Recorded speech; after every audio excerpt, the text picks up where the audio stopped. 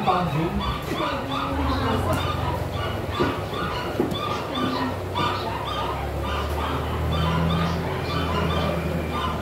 kayo ay dumaranas ng iba't ibang pagsubok.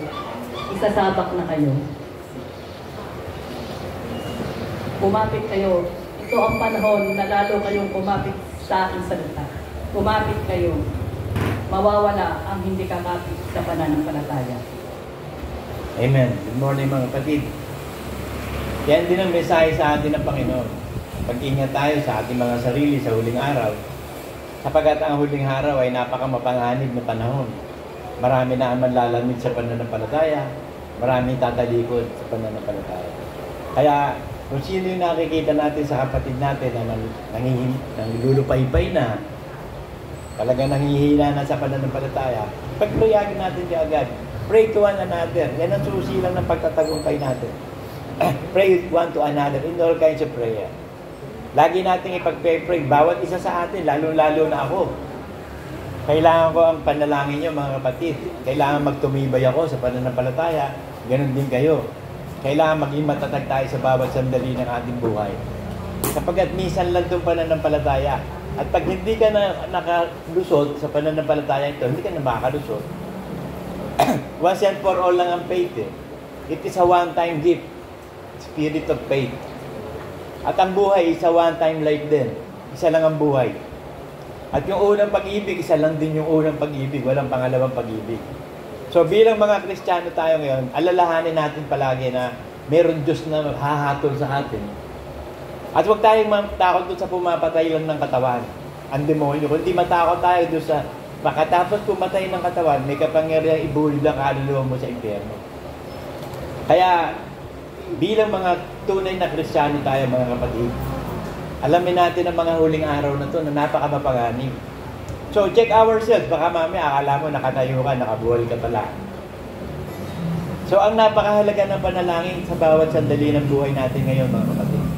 Kasi marami ang tatalikod sa pananampalataya. Marami na ang manlalamig. Dahil sa katampalasan ng marami, ang pag-ibig ay manlalamig. So, yan, kapag nasanay ka sa isang bagay, yun ang kinasanayan mo. Kaya si kapatid na Lito, mga kapatid, ipag-pray nyo mabuti ha. Kasi hindi nagre-respond sa akin. Nag-chinachat ko lagi. Hindi ganun ang faith ni Lito. Kilala ko siya. Pero manlulupay-pay na. Ipag-pray natin lahat. Huwag lang ako. Ipag-pray natin lahat. Kasi nangyari yan kasi ang tao kasi may habituality. Nakita ko yan nung magpunta sila ng Canada. Isang taon eh. Isang taon sila sa Canada. Hindi sila nag-worship. Tapos nung bumalik dito galing ng Canada, nagkasakit si Peli. Natuon ang pansin niya kay Peli hanggang sa namatay. Dapat ngayon patay na si Peli. Dapat narito na siya. Bumabalik na siya sa pananampalataya. Pero wala pa rin eh. So, kailangan lang talaga matinding panalangin kay kapatid. At iba pang kapatid, si Saidi. Pag nalangin din natin yan, iba na rin na nagiging takbo ng mga kaisipan niya. So, nasa huli panahon tayo ngayon. Kumapit lang tayo mga kapatid. Kumapit lang. Apart from God, you cannot do anything. Wala tayong magagawa. You watch and pray so that you will not fall into temptation. Watch yourself. Tignan mo, sarili mo. Ano na ba nagaganap sa sarili mo? Ikaw ba'y nandulupay-pay na, nanlalamig na ba? Ikaw ba'y nananahawa na sa pananampalataya? But fight the good fight of faith, huwag kang papayag. Decision making yan eh, kalooban mo. It is your will na talaga mananampalatayang lubos at magpakatatagan, magpakatibay. Kasi sa huling panahon, ito mangyayari. 2 Timothy 3. Dapat alamin mo ito na sa mga huling araw ay darating ang mga panahong mapanganib. Sapagkat ang mga tao ay magiging maibigin sa kanilang sarili. So ang bibigyan nila ng ligaya, sarili nila, yung gusto nila. Hindi na yung gusto ng Diyos. Yung will of God, wala na, nawawala na. Nanlalamig na sila. Maibigin sa kanilang sarili, maibigin sa salapi. Hindi na nag-iikap o handog, nakasumpa na. Wala na. Ang pag-ibig niya nandun na sa pera niya. Hindi na para sa Diyos ang kaluwalhatian, kundi sa sarili na niya. Binibigay niya ng pabor yung sarili niya. Maibigin sa salapi.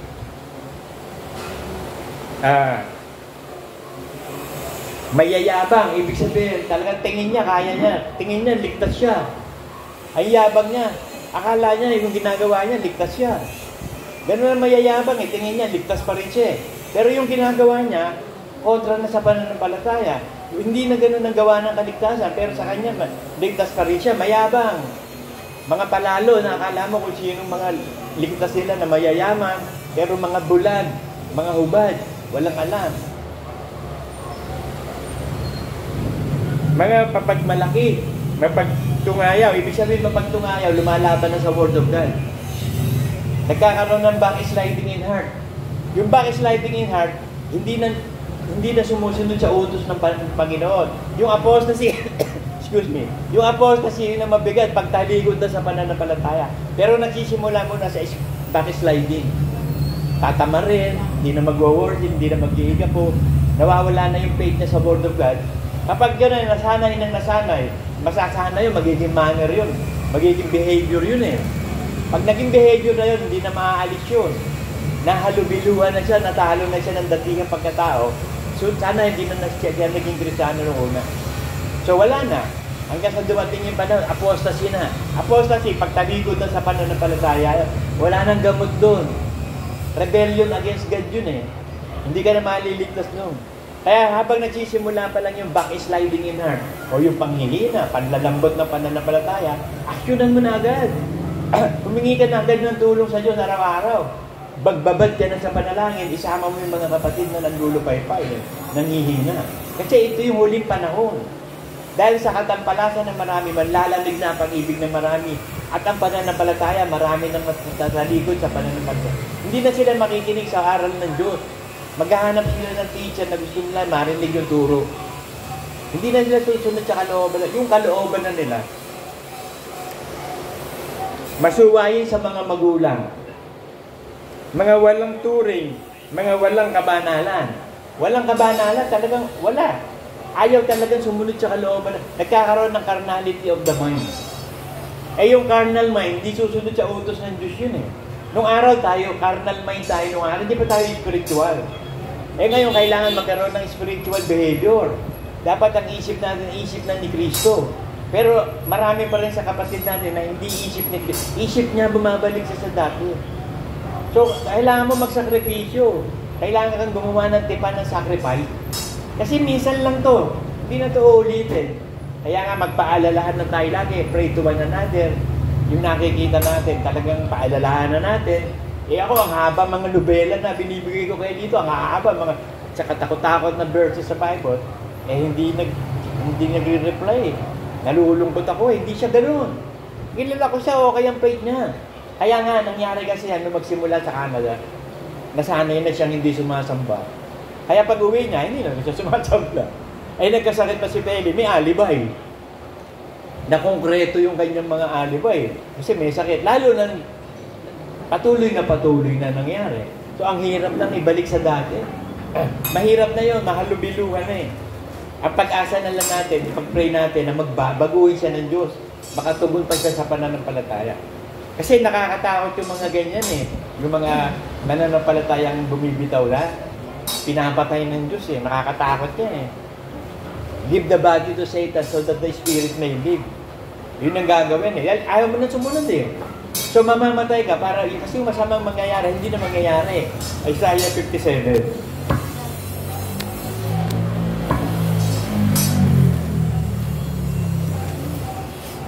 Ang matuwid na namamatay ay walang taong nagdaramdam. At ang taong mahabagin pumapanaw, walang gumugunita na ang matuwid na aalis sa kasamaan na darating. Kasi kung magpapatuloy ka na ganyan, magiging masama, mahahalubiluhan ka, hindi ka na magiging Kristiyano. So ang mangyayari, matuwid ka kasi, anak ng Diyos ka eh, kukunin ka na lang para iligtas ang kaluluwa. So maraming kaso dito sa atin niya na ganyan. Maraming beses ko nang pinagsabihan niya, si Dad, si Lodeng, tapos ito si Sandy. Wala akong ginawa kundi ipag-pray sila at pangaralan. Naway bumalik sila sa dating pananampalataya, sa unang pag-ibig. Pero wala eh. Ganun pa rin eh. Hanggang sa kinuha na ng Diyos para maligtas ang kaluluwa. So, the best na yun. Kahit si Mang Noli. Ang prayer ko kay Mang Noli, Panginoon, iligtas mo po kaluluwa yan. Ang bilis din kinuha ng Diyos si Mang Noli mo. Ilang buwan lang yung nawala eh. Tapos namatay na, balitaan na namin. So, yun ang nakakatakot eh. Mas maganda yung walang mamamatay sa atin. Kasi mahal tayo ng Diyos eh. Kung kailangan patayin ka, dahil nga, meron kasamaan darating sa iyo, kukunin ka na. Papatayin ka na niya para maligtas ka. Ang gusto ng Diyos kasi maligtas tayo eh. Ngayon, kung gusto mong maligtas, magsakripisyo ka. Magtiis ka, magtiyaga ka. Hindi pwedeng hindi ka magtitiyaga at magtitiis. Kaya lang, magpakatatag at magpakatibay tayo. Joshua 1:6-9.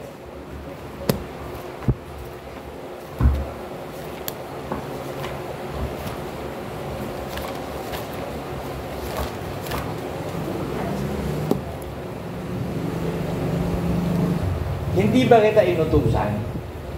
Ikaw ay magpakalakas at magpakatapang na mabuti, huwag kang matakot o manlupay-pay man, sapagkat ang Panginoon mo yung Diyos ay sumasayo saan ka man pumaroon. Ito ipinangako ng Diyos sa atin. Lahat tayo, sinusuwaybayan ng Diyos. Saan man tayo magpunta? Isang katerbang ministering angels, saan ka talaga sa atin para subaybayan tayo ng Diyos. Magpakatatag ka lang at magpakatapang. Huwag kang papayag kay Satanas na madaya ka. Fight! A good fight to fight. Lumabang ka.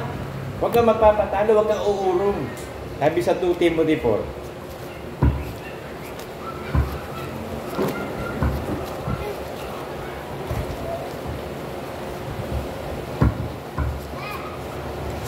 Timothy 4:7.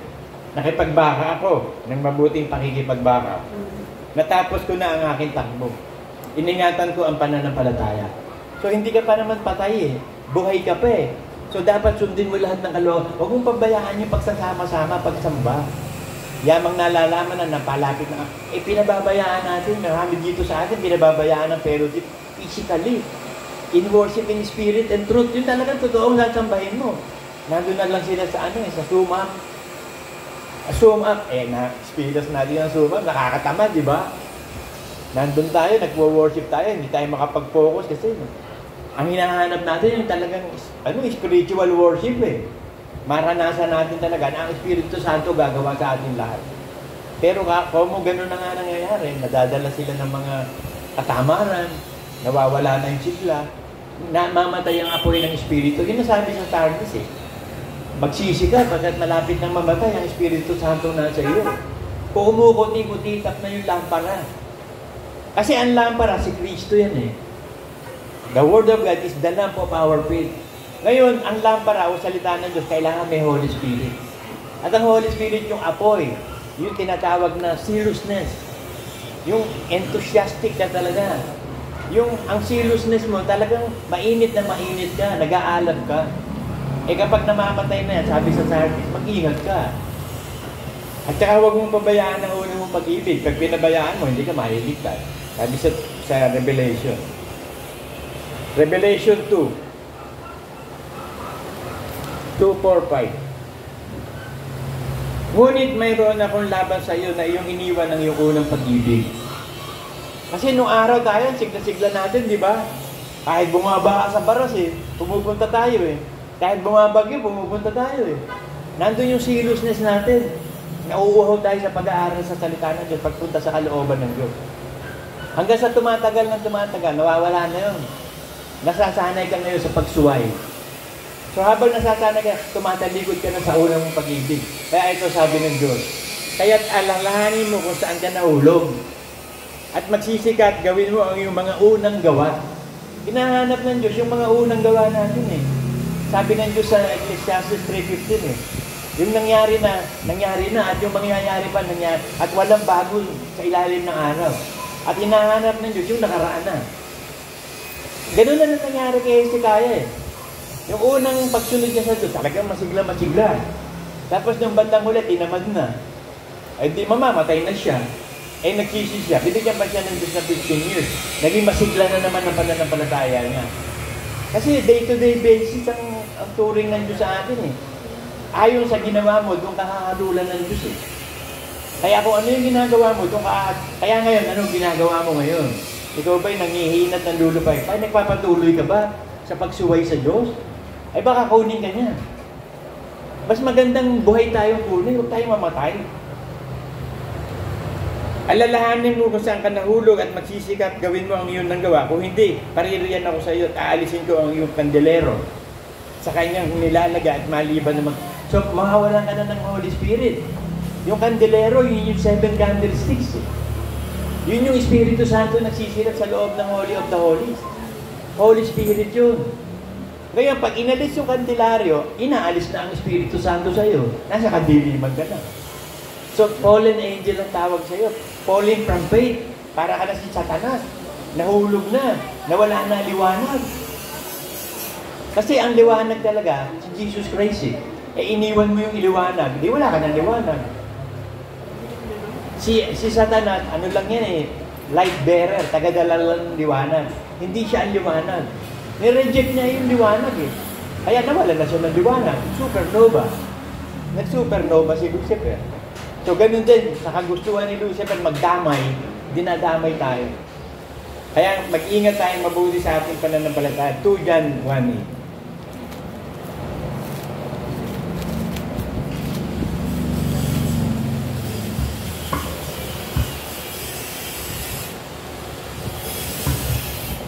Mag-ingat kayo sa inyong sarili upang huwag niyong iwala ang bagay na aming pinagpagalan. Kasi nagpagal ang mga apostol sa aral ni Kristo eh. Dala-dala nila yung aral ni Kristo. Yun ang ibinahagi sa iglesia. Yun ang pinagpagalan ng mga apostol. Apostles' Creed. Apostles' Teachings. Kaya mananatili tayo sa aral ng mga apostol. Inyong iwala ang bagay na aming pinagpagalan, kundi upang tanggapin ninyo ang isang lubos na kagantihan. So baka mamaya ayaw mo na sa Word of God, nandudupay-pay ka na, matidisgrasya ka. 2 Peter 3:17 mangyayari sa iyo. Kaya nga, mga minamahal yamang nalalaman na ninyo ng una, ang bagay na ito ay magsipag-ingat kayo. Baka kung maligo kayo sa pamamagitan ng kamalian ng masama, ay mahulog kayo sa inyong sariling katiyagaan. So nawawala na yung katiyagaan. May nadidisgrasya ka na yan, nawawala na eh. So, kailangan magpatuloy kang mag-alab. Do not grieve the Holy Spirit. Kasi pag pinapaiyak mo Holy Spirit, iiwan ka niyan. Aalis siya. Lagi na bang malungkot ang Holy Spirit sa'yo? Ba, aalis na siya, miski ikaw. Ang lungkot-lungkot ng buhay mo sa bahay nyo. Ano gagawin mo? Lalayos ka na lang. Eh, walang kakuwenta-kuwenta din eh. Ang lungkot ng buhay. Bakit ang daming mga tambay sa labas na bata? Bakit ang daming delinquent na mga bata? Hindi maganda yung atmosphere sa loob ng bahay nila. Lagi nagkakagulo, lagi nag-aaway yung magulang. Walang nagmamahalan. Ano gagawin ng bata? Maghahanap ng pagmamahal sa labas. Sa barkada niya makikita yung parang concern. Akala niya mahal siya ng barkada. Yung mga magulang niya wala nang concern eh. Kaya iiwan na hindi maalis ang bata. Ganun din ang Holy Spirit. Wala ka ng concern sa faith mo eh. Binibigyan ka ng Diyos ng lahat ng bagay, tapos iniiwan mo na siya eh. E di iiwan ka na niya, mahahalubiluhan ka ng dati, sabi sa 2 Peter 2:20.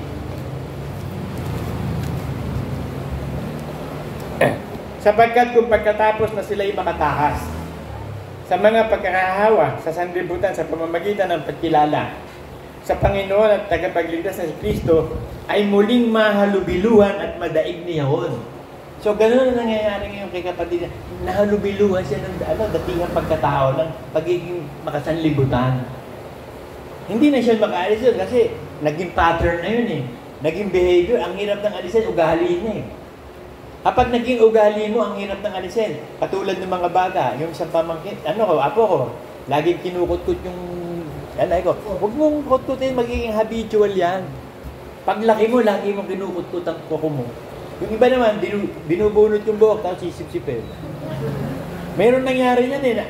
Inoperahan yung nakimatay kasi puro buhok yung nasa tiyan niya. Nung pala, yung mga buhok na binubunot niya, nilululun niya. Habitual na ang hirap ng alisin. Kaya sabi, magsanay kayo sa kabanalan.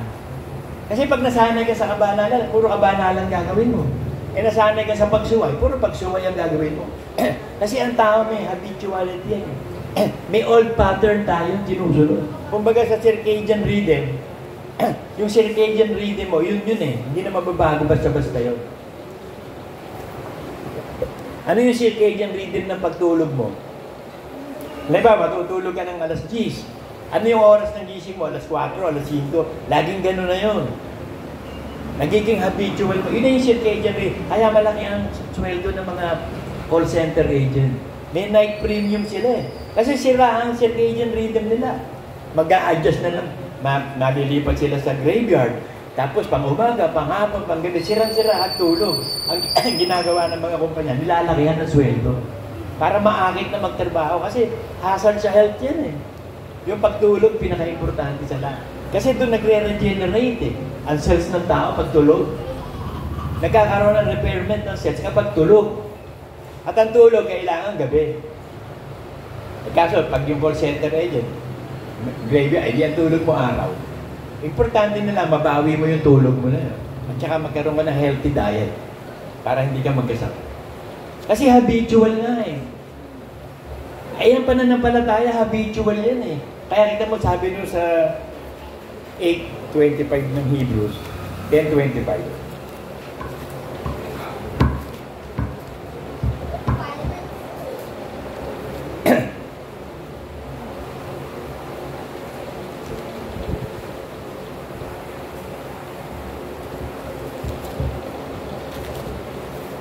Huwag niyong pabayaan ang ating pagkakatipon na gaya ng ugali ng iba.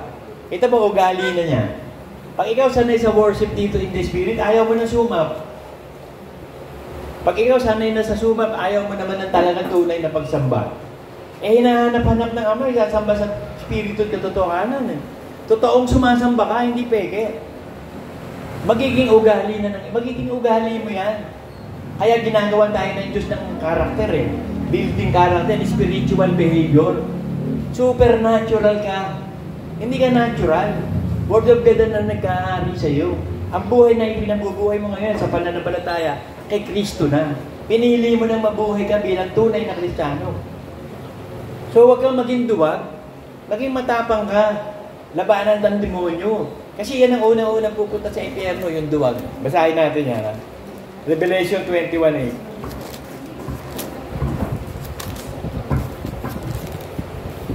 Kasi yung duwag, ayaw nitong manampalataya eh. Ayaw lumaban.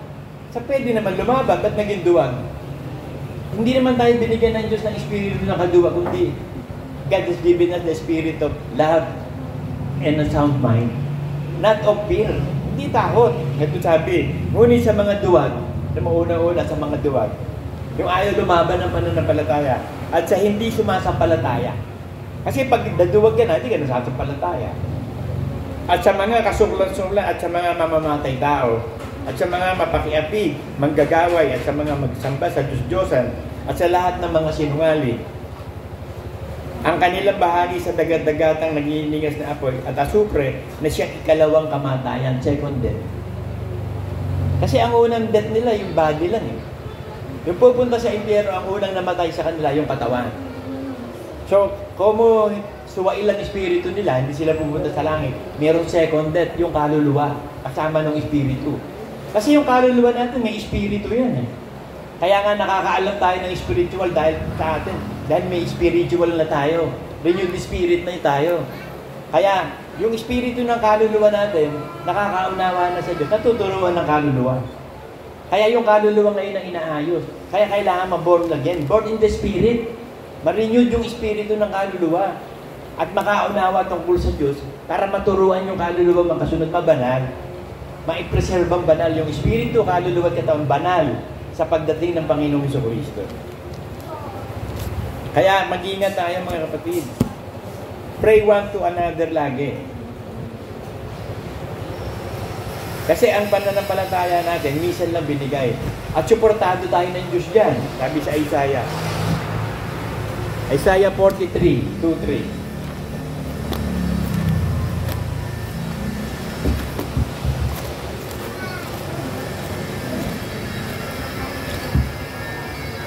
Umpisahan natin sa 1. Ngunit ngayon ganito ang sabi ng Panginoon na lumalang sa iyo, O Jacob, at nangganyo sa inyo, O Israel. Ikaw ay huwag matakot sapagkat tinubos kita, tinawag kita.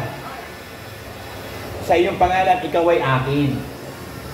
Pagka ikaw ay dumadaan sa tubig, ako'y isa sa iyo, at sa mga ilog, hindi ka tatakpan niyaon. Pagka ikaw ay lumalakad sa apoy, hindi ka masusunog. O magniningas man ang alab sa iyo. Ito, puro mga ano to ha. Talagang physical tong sinasabi ng Diyos.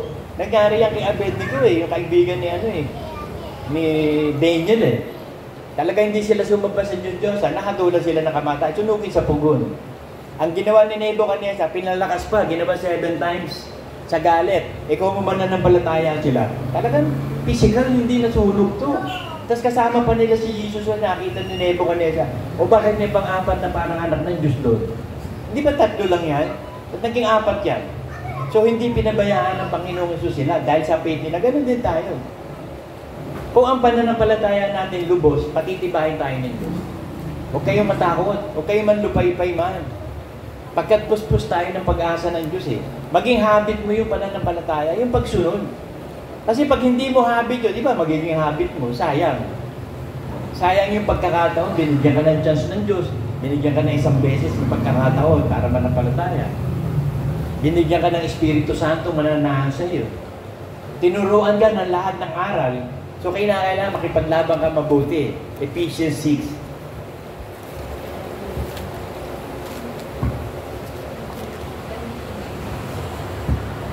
Ephesians 6:12 to 16.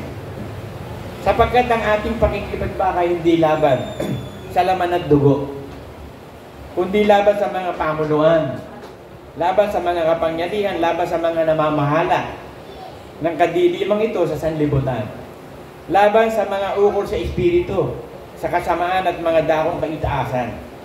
Dahil dito, magsiguha kayo ng buong kagayakan, the whole armor of God. Kasi may giyerang nagaganap ngayon Ginigera na tayo ng demonyo ni Satanas, patapos na siya Kaya kumapit kayo, kaya ang message ng prophet kaya, kumapit kayo mabuti sa akin, sabi ng Diyos. Kapit lang, kayong bibitaw. Kasi pag bumitaw ka, paano ka pa makakapitan ng Diyos? Bumitaw. Ikaw ang bumitaw Ang Diyos hindi bibitaw sa'yo. Ikaw ang bibitaw. Kailanman hindi tayo malilipol. At kailanman hindi tayo pababayaan ng Ama at ng Anak, sabi sa John. Hindi tayo malilipol kailan. Hindi tayo pababayaan ng Ama at ng Anak. Kaso ikaw ang nagpabaya bumitaw ka Ano magagawa ng Diyos sa'yo? Ikaw na yung bumitaw. Pinili mong bumitaw, mapahamak. Ano magagawa niya? Gusto niya iligtas ka, ayaw mo. Dahil dito magsihuhay ng buong kagayahan upang kayo'y makatagal sa araw ng masama. Ito yung araw ng kasamaan Hindi ka tatagal pag hindi mo isusuot itong sinasabi ng Diyos. Yung whole armor of God, ano yun? Upang kayo makatagal sa araw at magawa ang lahat ay magsitibay. Magsitibay nga kayo na ang inyong baywang ay may bigkis ng katotohanan.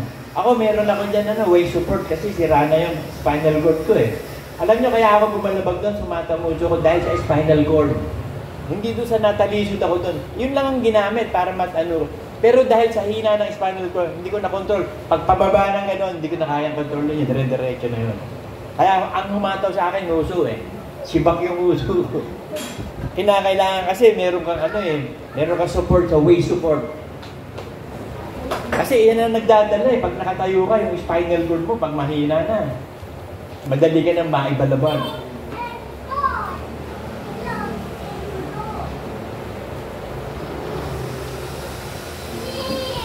May bigkis ng katotohanan. Ibig sabihin, yung isusupport mo sa sarili mo, sa buhay mo, all truth, Word of God. Laging Word of God ang susupport mo sa buhay mo. Na may sakbat ng baluti ng katuwiran. So may righteousness ka, at ang righteousness mo si Kristo. Huwag kang aalis kay Kristo, inang righteousness natin si Kristo. At ang iyong paa ay may panyapak ng paghahanda ng ebanghelyo ng kapayapaan. So yun daw ating sapatos, yung pakikipagdigmaan natin, merong kapayapaan.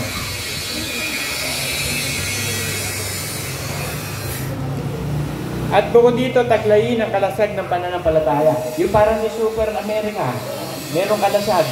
Pananampalataya yun. Kapag tinitira tayo ng mga ninja ni Satanas, yung mga maliliit na pellets, para tirahin tayo, meron kang breastplate of faith. Sanggain mo yun.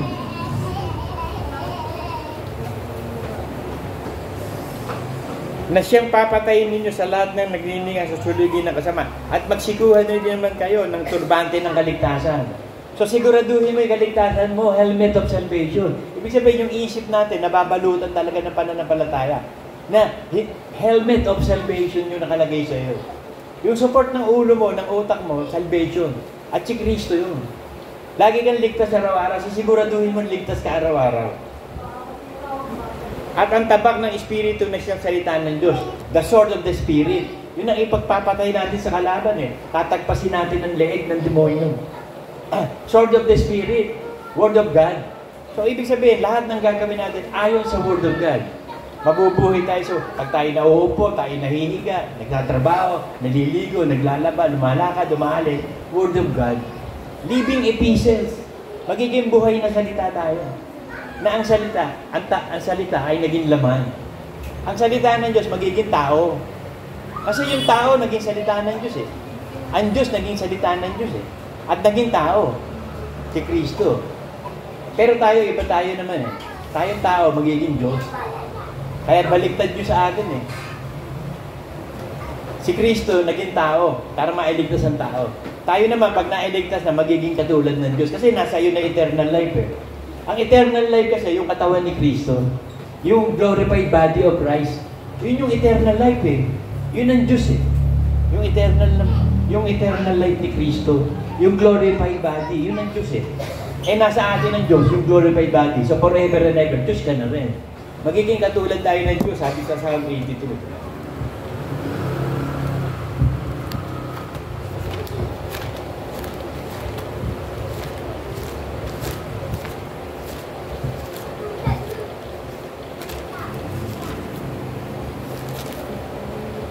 Ang Diyos ay tumatayo sa kapisanan ng Diyos. So doon sa langit, sa New Jerusalem, pag sama-sama na tayo, nandun na tayong lahat, nandun ang Ama, nandun si Kristo, ang Espiritu Santo. Ngayon, tumatayo sila doon tatlo. Ang Ama, ang Anak, at Espiritu Santo. Sa kapisanan ng Diyos. Kasi magiging Diyos din tayo lahat. So kapisanan ng Diyos yun. Group of gods.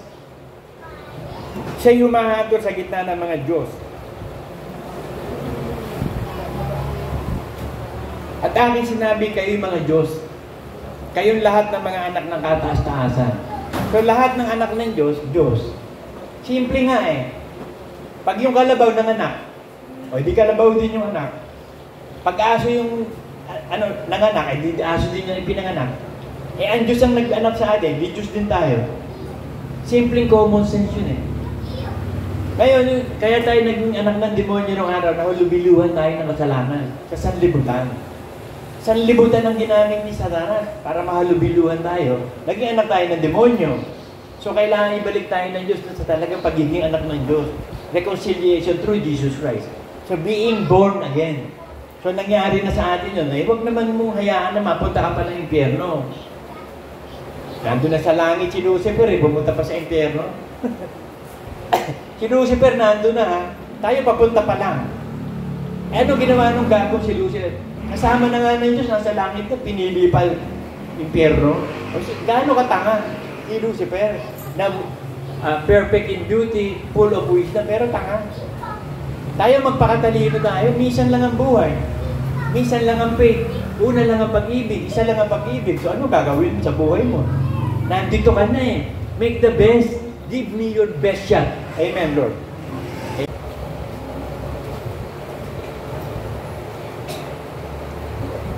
Ang kalungkutan nyo ngayon ay papalitan ko ng kagalakan sa takdang panahon. Ang lahat ay nakatakda. Amen. Good morning mga kapatid. Ang lahat ng bagay ay nakatakda. Ayon sa... Ay, kiss me, sis. Halika. Sorry. Nagiging malilim. Sorry. Ipinagkaloob ko sa inyo ang aking pag-ibig at grasya. Ngunit ang iba sa inyo ay patuloy pa rin tumalikod at ako'y kinalimutan na. Kung kaya't maging handa kayo sa aking pagbabalik, maging matatag kayo sa inyong pananampalataya. Lord, sorry. Kala ko, regular Sunday. Okay, mga kapatid. Katulad ng narinig natin mininisahe ng mga propeta, ganoon din ang mensahe ng Panginoon sa atin. Kasi, ngayon, Kristiyano na tayo. Ngayon, ano ba ang pananaw mo? Ano yung attitude mo sa loobin mo o pagkilala mo sa salita ng Diyos? Katulad pa rin ba tayo ng araw? Noong araw, ang pagkilala ko sa salita ng Diyos, Word of God lang. Teachings. Pero hindi buhay. Pero ngayon, nung tawagin na tayo ng Panginoon, binigay ang Espiritu Santo na turuan, iba na pagkilala natin ngayon sa salita ng Diyos. Ang salita ng Diyos ay buhay, matalas, makapangyarihan. Bumabago ng buhay. Ngayon po, ang pananaw mo natural pa rin. Hindi ka pa supernatural. Kasi gagawaan Diyos sa atin ang supernatural behavior.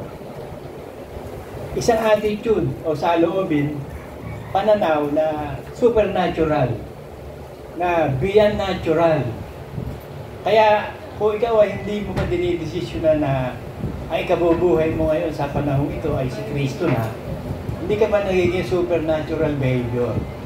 Kasi yun ang gagawin ng Diyos sa atin, itatransform tayo sa isang supernatural behavior. At ang supernatural behavior, nabubuhay ang salita sa atin sa araw-araw. Si Kristo na ang nagiging buhay natin. Nagkaroon ng self-resurrection. Basahin natin yung Hebrews 4:12 kung gaano katindi ang Word of God.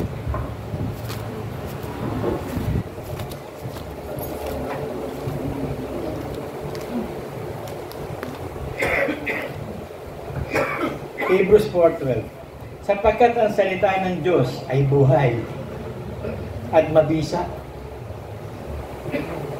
at matalas kaysa alinmang tabak na may dalawang talim. Kahit sa alinmang tabak, matalas. Alam niyo ba dito sa mundo mayroong napakatalas na tabak? Alam niyo naman siguro yung mga samurai. Kasi yung samurai, mga soldiers yun. Naglilingkod sila sa Panginoon nila sa feudal Japan. Ngayon, naka-invento sila o naka-discover sila kung paano magiging napakatalas ng isang sword. Ang tawag doon, katana Talagang yung mga blacksmith sa kanila o yung mga panday, talagang pinapanday yun. Naghahanap na napakagandang uri ng bakal. Tapos papandayin yun. Tutubog sa yelo, papandayin, tutubog sa langis, papandayin. So nakuha nila yung sikreto kung paano magiging napakatalas yung double-edged sword na samurai. Alam niyo yung puputol ng bakal yun? Yung mismo pinagpupukpukan ng panday para gumawa ng espada, nahahati nun. Pero sabi ng Diyos, mas matalas pa ang salita ng Diyos kaysa sa samurai sword. Na ituloy natin, gaano siya katalas? Na bumabaon hanggang sa paghihiwalay ng kaluluwa at espiritu at sa mga kasubasuna at sa mga utak at madaling kumilala ng mga pag-iisip ng haka ng puso. So nababasa ang haka ng puso natin ng salita ng Diyos. Kaya kapag ang salita ng Diyos nabubuhay na sa atin, makikita ng tao yung nagliliwanag ka. Kasi ang titignan ng tao sa atin yung pamumuhay mo Hindi naman yung sinasabi mo na ikaw ay Kristiyano, nagkukot ka ng Word of God, memorize mo Bible. Hindi na titignan sa inyo ng mga tao. Yung ginagawa mo, yung buhay mo. Yung supernatural na buhay mo dapat. Mamumunga tayo ng isang supernatural na buhay. So yun ang plano ng Diyos sa atin. Kaya tayo tinawag, ipinanganak tayo sa hindi nasisira, sa salita ng Diyos na namamalagi. Isang supernatural. Ngayon, ang magiging behavior natin, supernatural din. Ang pananampalataya ang gagawin mo, yung pananampalataya ng Diyos na ibinigay sa atin, na hindi na tayo mabubuhay sa ating dating pagkatao, mabubuhay na tayo sa isang bagong pagkatao, like resurrected Christ. So yun na ngayon, pati ang tingin din natin sa mga kapatid natin, gano'n na rin. Hindi natural, supernatural. Kaya bagamat nakakakita tayo ng mga pagkukulang, nakakakita tayo ng hindi magaganda sa mga kapatid o kahit sinong tao, hindi na natural ang tanaw natin. Supernatural na. Anak na siya ng Diyos, maaaring dumadaan lang siya sa pagsubok, dumadaan siya sa mga kagipitan ng buhay, kaya gano'n ang nangyayari sa kanya. Pero ang tingin na natin sa kanya, iba na, supernatural na. Hindi na natin nakatulang. Titingin na lang natin para tayong Diyos, manonood na lang. At kung ano nakikita natin, nagpe-pray na lang. Hindi na tayo matitisod kahit anumang bagay. Kasi yung natitisod pa, nasa kadiliman pa eh. Ang hindi pa umiibig sa kapatid, nasa kadiliman pa. So para malagay ka sa supernatural behavior, you don't see evil, you don't hear evil. You will accept all things, you will endure all things, you will hope all things. Ang lahat ng bagay na lang yun, ibinibigay na natin sa Diyos. Pinagkakatiwala na natin sa Diyos ang ating mga buhay. Siya na ang bahala, yung kamatayan natin, yung buhay natin, kinabukasan natin, anak natin, asawa natin, magulang natin, ministeryo natin, lahat ng bagay, ibinabigay na natin sa Diyos. Iaasa na natin sa Diyos, sabi sa 1 Peter.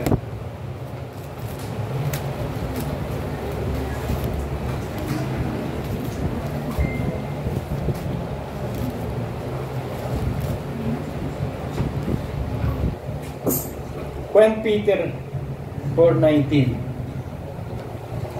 Alam niyo tayo mga kapatid na ang mga apostol nga, si Pedro nagsabi dito, sabi niya, kung tayo nga matuwid bahagya lang ang kaligtasan eh. Paano na yung hindi sumasampalataya? Paano na yung hindi supernatural? Tayo mga supernatural nga, kaunti lang ang kaligtasan eh. Paano na yung hindi supernatural? So para maging supernatural tayo, makagawa ng lubos ang Diyos sa atin, isusuko natin ang buong buhay natin sa Diyos. Sabi dito sa 1 Peter 4:18-19. At kung ang matuwid ay bahagya na makaligtas, ang masama at ang makasalanan ay saan kaya magsisiharap? Kaya't ipagkatiwala naman ang nagbabatayo sa kalooban ng Diyos ang kanilang mga kaluluwa sa paggawa ng mabuti at tapat na lumalaan.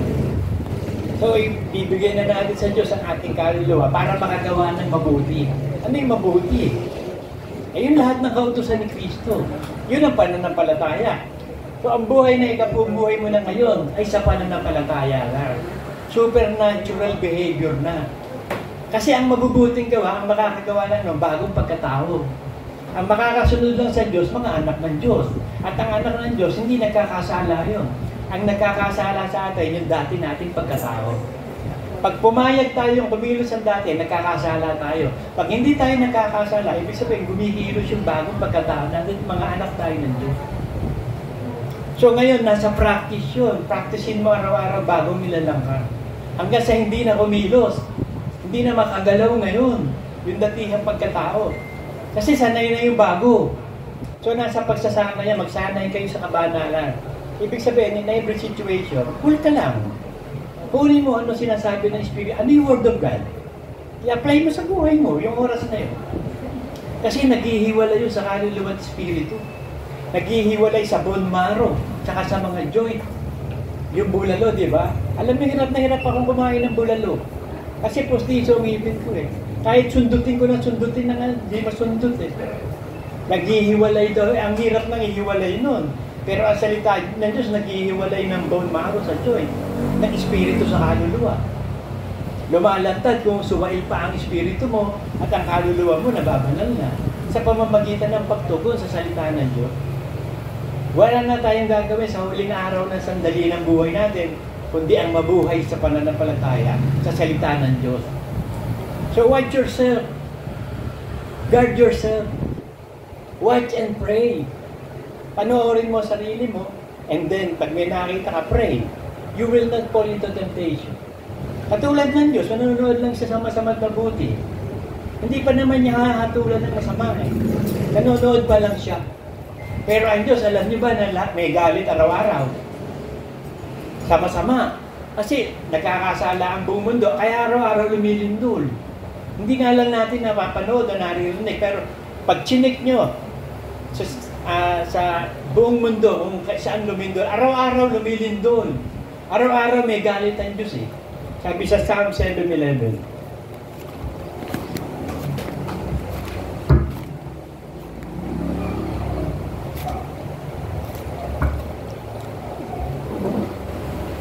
Ang Diyos ay matuwid na hukom. Oo, Diyos na may galit araw-araw. So, pag kasi nagagalit ang Diyos, lumilindol, nagkakaroon ng tsunami. Tingnan nyo, China ngayon, grabe baha, no? Kala mo, mga basura, mga kotse. Nagkalat eh. Kahit siyang lugar na ngayon, grabe baha. May mga tsunami, lindol, yung mga volcanic eruption. meron tagutom, kahirapan, kitang-kita nyo na ang pagkilos ng huling araw. Nagagalit ang Diyos kasi. Kaya ganun ang nangyayari, nagkakaroon ng bagyo, lindol, araw-araw siya kasi araw-araw nagkakasala ang mga tao. So ngayon, ikikita sa atin ng Diyos na tayo nga matuwid, bahagyaan na lang maliligtas eh. Paano na yung mga iyon? Dadating yung araw ng wrath of God, yung galit ng Diyos. Ibubuhos na niya galit niya sa mga unbeliever, sa mga masasama. Lilipulin niya muli ang masasama sa pamamagitan ng apoy naman. Pero ililigtas niya muna ang matuwid. Tumitingin siya sa matuwid, sabi niya, ang Diyos ay nasa langit tumutuon sa lupa upang makita ang masama't mabuti. Upang magbigay ng gantimpala sa mga ginawa, ayon sa ating ginawa, tatanggap tayo ng gantimpala. So para makatanggap tayo ng buhay na walang hanggan, mabuhay sa bagong pagkatao. At ang pagbumuhay sa bagong pagkatao, hindi naman madali yun eh. Humihiwalay nga, naghihiwalay nga ng kaluluwa at espiritu ba? Masakit yun. Kung makakaramdam lang yung bulalo, naghihiwalay mo yung bangmaro sa bone, ang sakit nun. So masakit ang operasyon ng Diyos eh. Tatalakayin tayo ng Diyos. Lilinisin tayo ng Diyos. Ba hindi madali yung labang ka ng Diyos, pupukin ka ng palo-palo, paputiin ka. Hindi madali yun. Mahirap yun. Lalaban yung natural behavior, magiging supernatural behavior. Mamamatay ang datihan pagkatao, mabubuhay sa bagong pagkatao. Hindi madali yun. Ngayon, yung iba na hindi magsusumikap, baka madisgrasya. Sabi sa 2 Peter 2.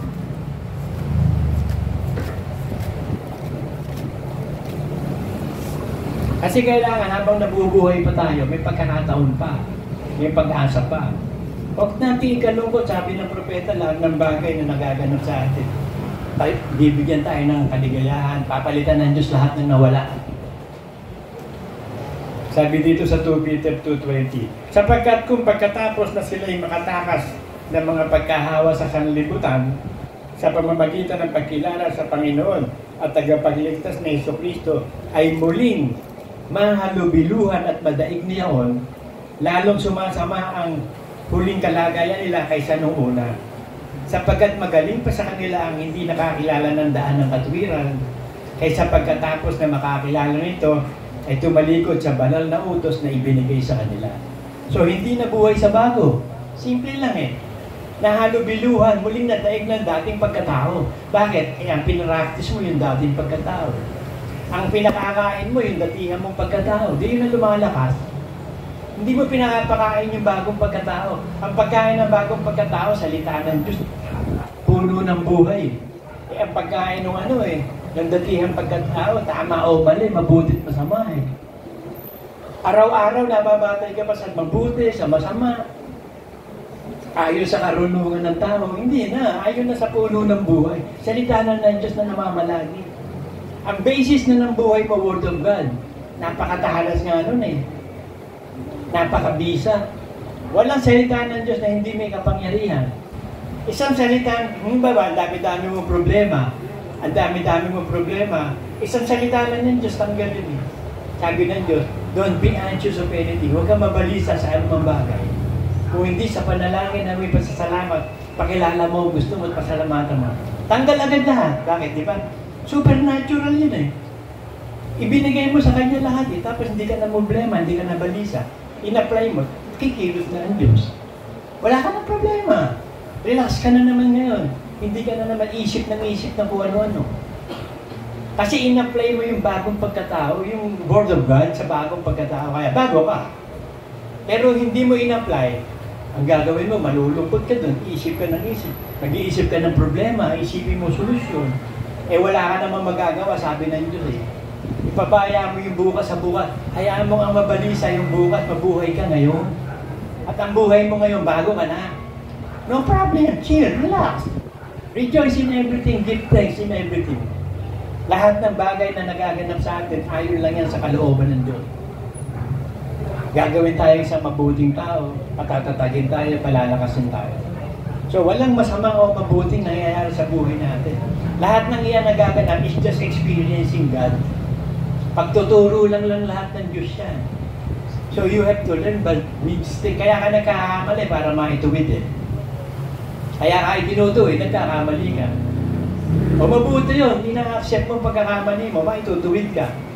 Pero yung mga taong hindi nag-a-accept ng pagkakamali, hindi na maitutuwid yun. Bakit? Sabi ng Diyos, yung baluktot, hindi na matutuwid yun eh. Pero sa Diyos, posible.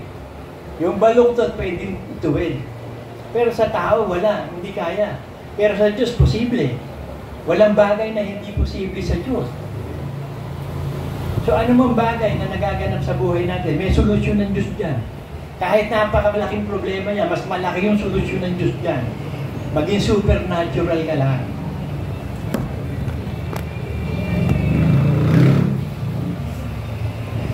Ephesians 4:23.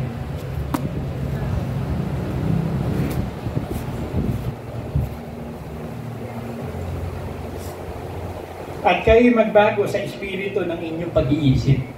So hamang maihiwalay na salita ng Diyos yung espiritu sa kaluluwa. Yung espiritu ng ating pag-iisip magbago na. Yung power o yung kalakasan. Ano ba ang pwersang kumikilo sa pag-iisip mo ngayon? Dati pa ba? Magbago ka na sa espiritu ng iyong pag-iisip. Maging spiritual mind na. Supernatural behavior na. Yun ang sinasabi ng 4:23. Colossians 3:23.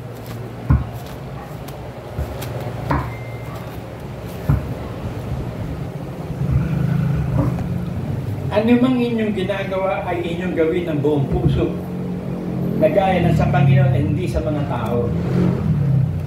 So lahat ng gagawin natin para sa Panginoon, to God be the glory. In everything we do, when we eat, when we drink, do it in the glory of God. Kaya nga sabi ko nga sa inyo magsama-sama kayong laging pamilya. Enjoy your life today. Huwag niyo intindihin niya, ang dami niyong problema, ang dami niyong utang. Hindi. Meron kayong pera, nag-chip-in kayo. Mag-isip kayo, saan tayo pupunta, saan tayo maglalakoy, saan tayo mag-i-enjoy. Kapag luto kayo na maraming pagkain. Tapos, kasi hindi na maibabalik yun eh. Ang bawat minutong dumadaan, hindi na mababalik. Yun lang ang no return, no exchange, yung oras. Pwede pag bumili ka ng gamit, pwede mo pang i-return exchange. Pero yung oras, no return, no exchange yun. Hindi mo na maibabalik. Bawat sandalin dumadaan sa buhay natin, hindi na mababalik yun. So, kinakailangan bigyan natin lagi ng puntos yung araw ngayon. Ano ba gagawin natin ngayon? Lord, ano ba gagawin namin ngayon? Yun lang naman ang gagawin mo, pagkabanal. Today is the day of salvation. Now, faith is a substance of things hoped for. Ngayon, witness ang langit at lupa. Ngayon, binibigyan ng Diyos sa atin ang buhay at kamatayan, ang sumpat pagpapala.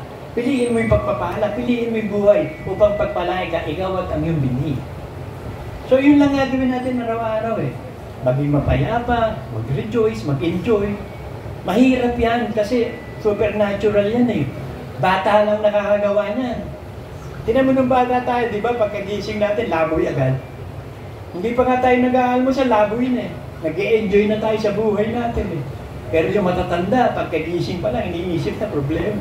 Hindi nakakapag-almusal dahil kaiisip ng problema. Pag tumatanda na, di ba? Kaya sabi na Diyos, kung hindi kayo magiging katulad ng bata, hindi kayo papasok sa langit. Kasi ang bata, yan eh. Hindi siya pala isip ng mga negative sa buhay. Hindi siya pala isip ng mga problema. Wala nga silang problema eh. Kakain lang sila. Yun ang ginawa kay Eva at kay Adan, di ba? Parang bata. Kakain lang kayo, mag-sex, mag-aanak lang. Wala kayong gagawin, hindi mag-enjoy. Eh gumawa pa ng kasalanan.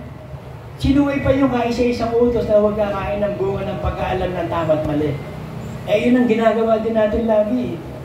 Nababatay pa rin tayo sa dating pagkatao, sa tama, sa mali, sa mabuti. Ito na nga ang buhay na walang hanggan eh. Ang puno ng buhay, word of God na.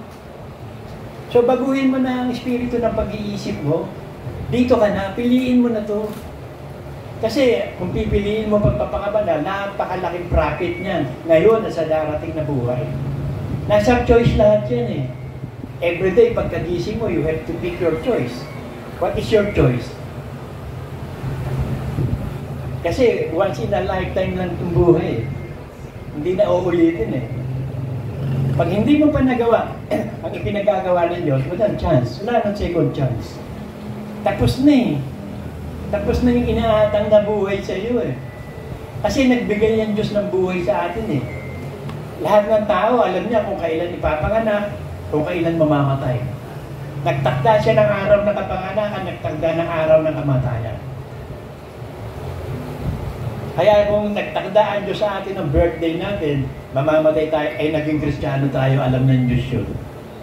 Nakilala niya tayo. So, hindi ka mamamatay ito, pahabahin ng buhay mo. Bagamat na itakda na, siya pa rin na magdidesisyon.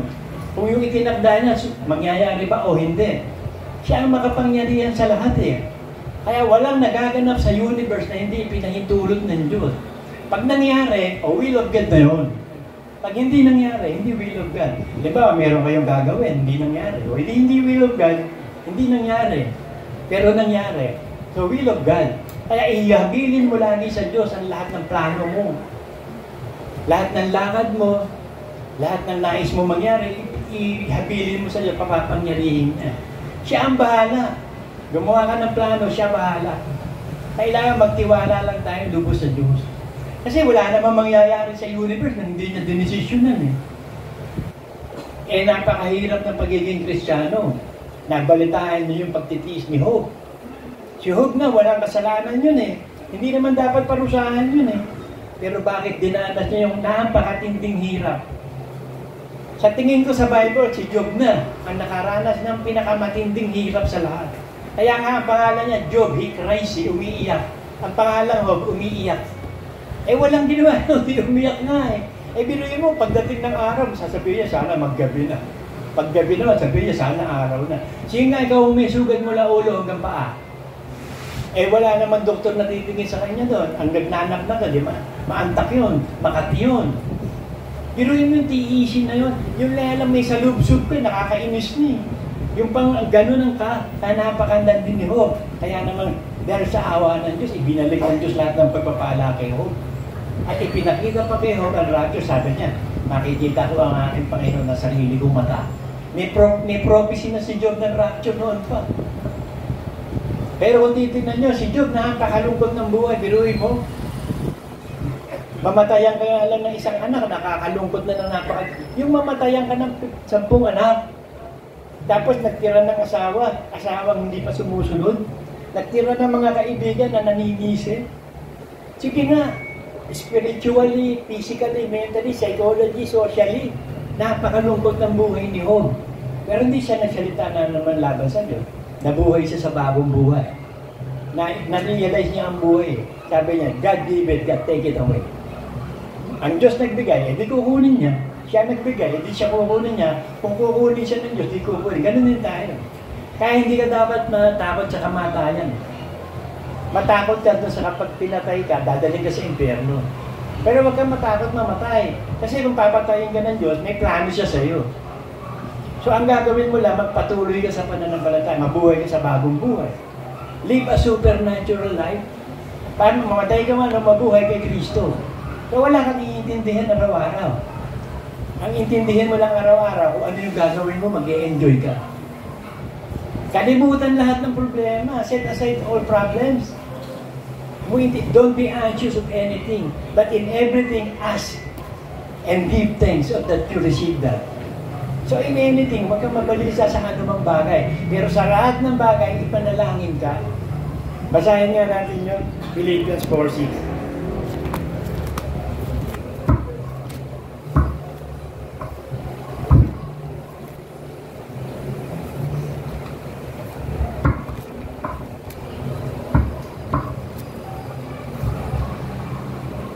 Huwag kayong mabalisa sa anumang bagay. Kundi sa lahat ng bagay, mamamagitan sa pananalangin at daig na may pasasalamat. Ipakilala ninyo ang inyong kahilingan sa Diyos. So ipakilala mo kahilingan mo sa Diyos. May sakit ka ba ngayon? Ano sakit mo? Di huwag mo ka mabalisa sa sakit. Humingi ka ng Diyos sa dalangin, Panginoon, yung sakit ko, pagalingin mo. Kung hindi mo pa pinagagaling, bigyan mo ko ng espiritu ng pagtitiis. Matiis ko ng matiis araw-araw itong sakit na ito. Hanggang sa maramdaman mo, sanay ka nang nagtitiis. Sanay ka na sa sakit mo. Ano ba, lagi ka nahihilo. Lagi masakit ang ulo mo, Lord. Tulungan mo ako masanay dito. Tignan mo, masasanay ka na. Kahit nahihilo ka, masakit ulo mo, wala na. Sanay ka na eh. Nasa pagsasanay yan eh. Masakit ang tuhod mo. Masakit ang bewang mo, gulugod mo, lahat-lahat. Hayaan mo, tiisin mo. Bandang mo, kita mo, hindi ka na, kahit masakit, sanay ka na. Kasi practice makes perfect eh. Pag pinapractice mo yan, nagiging perfect yung pagtitiis mo. At yung pagtitiis mo, nagiging sakdal na gawa. Sabi sa James.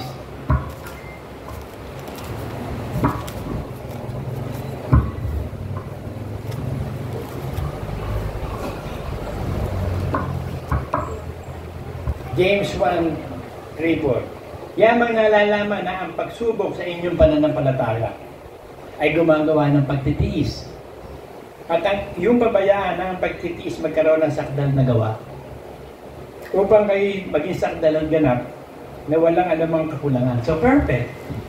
Kaya tayo sinusubukan ng Diyos para makagawa ng pagtitiis. Makapag-practice ang Diyos sa atin na magtiis ka. Kasi mapalad yung nagtitiis sa tukso, pag nagtagumpay siya, tatanggap siya ng pruto ng korona ng buhay. So yun ang paraan ng Diyos eh. Pag nagpe-pray ka, Lord, palakasin mo po ako, ang ibibigay sa iyo ng Diyos, pagsubok. Kahirapan. Gusto mo lumakas eh. Ay di kahirapan ibibigay siya para ma-practice ka, lalakas ka. Gusto mo lumakas, gusto mo walang, yun ang way of God para lumakas ka. Padaanin ka sa hirap. Yun ang mga apostol. Sina Pablo, lagi nahahataw ng 30 siyang nahataw. Binubugbog, ginugulpe, nagugutom. Pero pinabayaan ba na siya? Hindi, nagtagumpay. Thorn of the flesh. Namatay ba si Pablo sa sakit? Hindi naman eh. Ang hirap din nun. Tinitiis ni Pablo yun.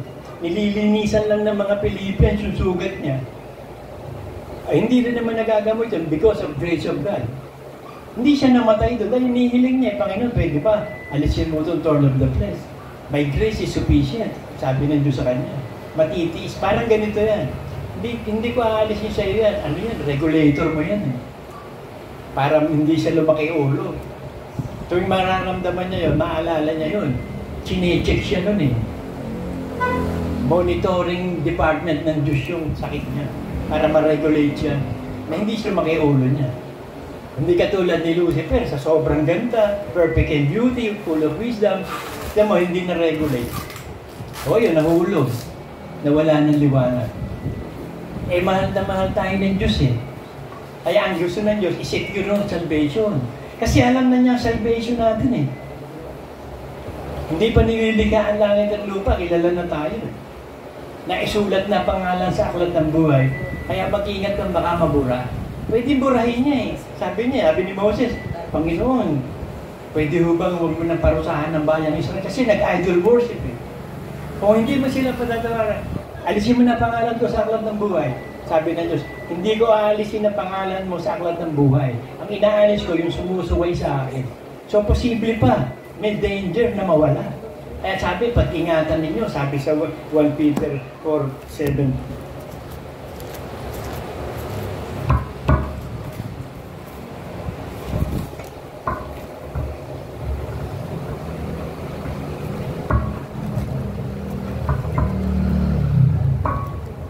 Peter 3:17. Kaya nga mga minamahal yamang nalalaman na ninyo, nung una ang bagay na ito ay magsipag-ingat kayo. Baka kung maligaw kayo sa pamamagitan ng kamalian na masama, ay mahulog kayo sa inyong sariling katiyagaan. Hindi ka na nagtiis. Yung mananatiling tapat hanggang wakas na nagtitiis ang maliligtas. So alam mo na bakit ka pinapractice magtiis. Kasi yun nga ang paraan ng Diyos eh. Yung mananaliting tapat na nagtitiis hanggang wakas na maliligtas. So para mangyari yung pagtitiis na yun, susubukan. Baptism of fire. Kaya mayroong baptism of fire. Kapag hindi ka binabautismo sa apoy, paano ka makapagtitiis? Paano ka magiging matatag at matibay? Kaya ibinigay ang Holy Spirit, comforter, tagatulong. Igagard tayo niya, i-comfort dahil napakatindi nga ng hirap. Sabi ni Pedro, dadaan muna tayo sa napakaraming pagkadalamatian bago tayo magsipasok sa langit. So yun yun. So just accept the fact. Yun ang fact. Hindi mo pwedeng mabago yung kalooban ng Diyos ngayon sa atin. Hindi mababago yun. It is written, it must be done. Ang gagawin lang natin, mag-practice, magtiis hanggang wakas upang maligtas mga kapatid. Amen.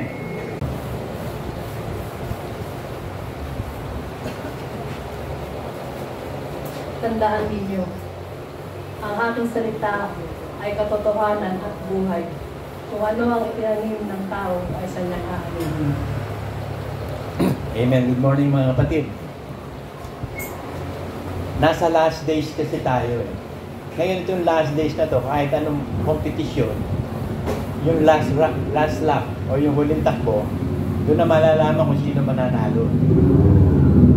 So ang gagawin ng Diyos, para maihiwalay niya yung tupa sa kambing, i-judges niya yung iglesia. Hahatulan niya ang kanyang iglesia para maihiwalay na yung kambing sa tupa, na sa ganon, hindi magulo yung tupa ng kambing. Tapos bababa na ang Panginoong Hesus, titipunin na ang lahat ng mga tupa ng Diyos, at ito na nga ang napakalapit na araw na hahatulan na niya. Basahin natin. 1 Peter 4. 1 Peter 4:18. 17. Sapagkat dumarating na ang panahon ng pasimula ng paghuhukom sa bahay ng Diyos. Judgment begins in the house of God. So bakit kailangan i-judge ng Diyos ang house of God? Kasi kailangan tipunin na niya ang mga tupa. Dadaan tayo sa bautismo ng apoy, tapos ihihiwalay niya yung tupa sa kambing. Matthew 3:11-12.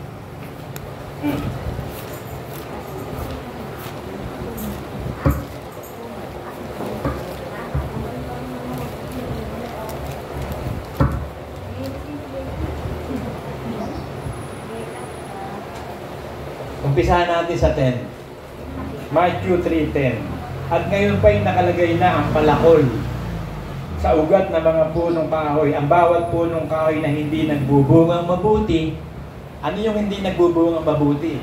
Walang pananampalatayang tunay.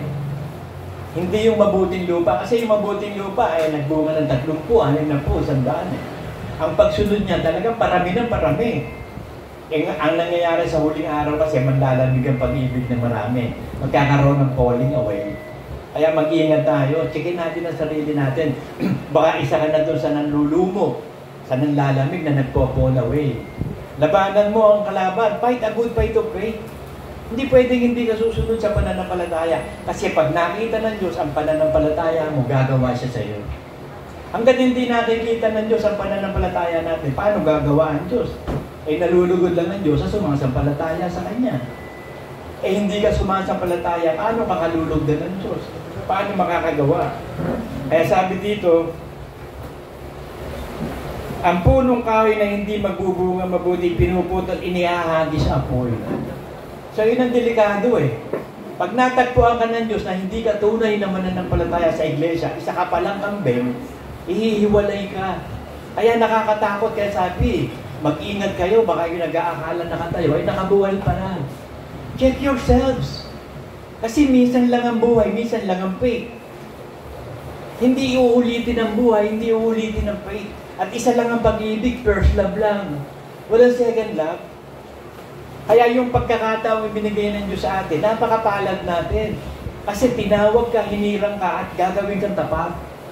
Pero ikaw mismo maging tapat. Huwag kang maging katulad ni Lucifer na nahulog. Falling away. Nag-iilaw siya eh. Bearer of light siya, kaya Lucifer eh. Tagadala lang siya ng ilaw. Eh ang nangyari, hindi siya nagpatuloy sa pananampalataya. Nahulog siya. Nawala liwanag. Nag-fall away. So ganun din tayo.